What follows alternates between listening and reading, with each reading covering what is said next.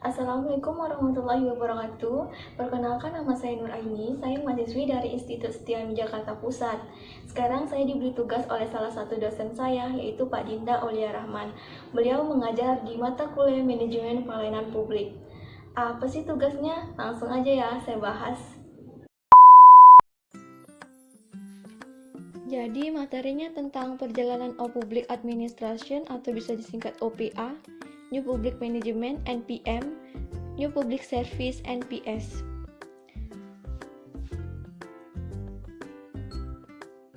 Aku bakal bahas tentang OPA terlebih dahulu.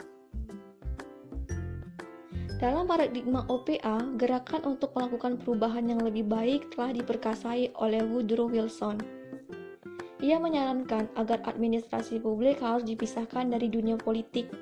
Berdasarkan pengalaman Wilson, negara terlalu memberi peluang bagi para administrator untuk mempraktekkan sistem nepotisme dan spoil. Karenanya, ia mengeluarkan doktrin untuk melakukan pemisahan antara dunia legislatif, politik, dengan dunia eksekutif, di mana para legislator hanya merumuskan kebijakan dan para administrator hanya mengeksekusi atau mengimplementasikan kebijakan. Sosok birokrasi yang ditawarkan Wilson ini sejalan dengan jiwa atau semangat bisnis.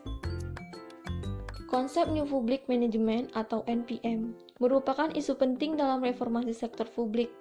Konsep NPM juga memiliki keterkaitan dengan permasalahan manajemen kinerja sektor publik karena pengukuran kinerja menjadi salah satu prinsip NPM yang utama.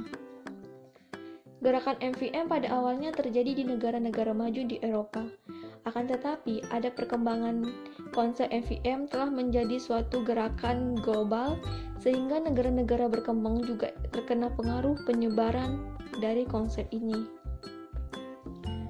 Konsep New Public Service. Konsep ini dikenal melalui tulisan Janet Wiedenhart dan Robert Bidenhart yang berjudul The New Public Service, Serving Not Steering, yang diterbitkan penerbit M.S. Scharf in New York pada tahun 2003. Buku ini diawali dengan kalimat Government shouldn't be run like a business, it should be run like a democracy. Pemerintahan administrasi negara tidak seharusnya digerakkan seperti bisnis. Kritikan terhadap OPA dan NPM. Paradigma OPA dikritik oleh paradigma NPM. Secara konseptual, OPA berbeda dengan NPM. NPM mengacu kepada sekelompok ide dan praktik kontemporer untuk menggunakan pendekatan-pendekatan dalam sektor privat, bisnis dalam organisasi sektor publik. Akar dari NPS dapat ditelusuri dari berbagai ide tentang demokrasi yang pernah dikemukakan oleh Dimock, Dahl, dan Waldo.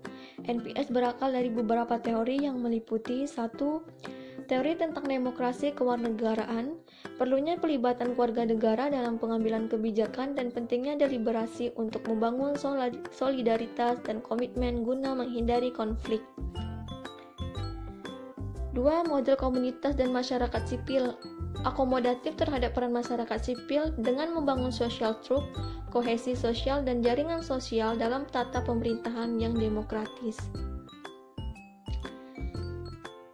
3. Teori organisasi, humanis, dan administrasi negara baru.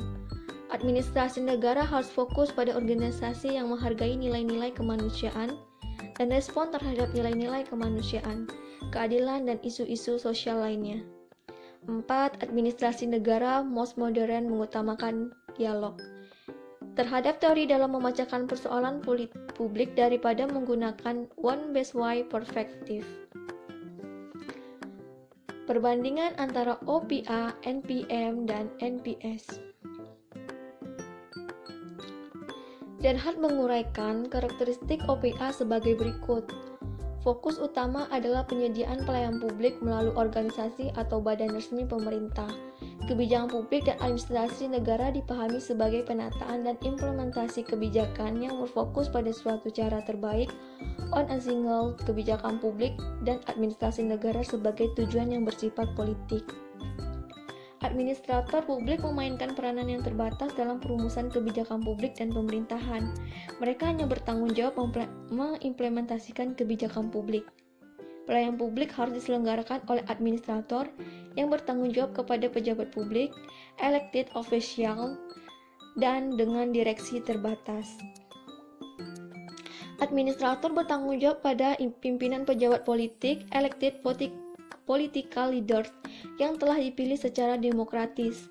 Program-program publik dilaksanakan melalui organisasi hierarkis dan kontrol yang ketat oleh pimpinan organisasi. Nilai pokok yang dikejar oleh organisasi publik adalah efisiensi dan rasionalitas. Organisasi publik melaksanakan sistem tertutup sehingga keterlibatan warga negara dibatasi.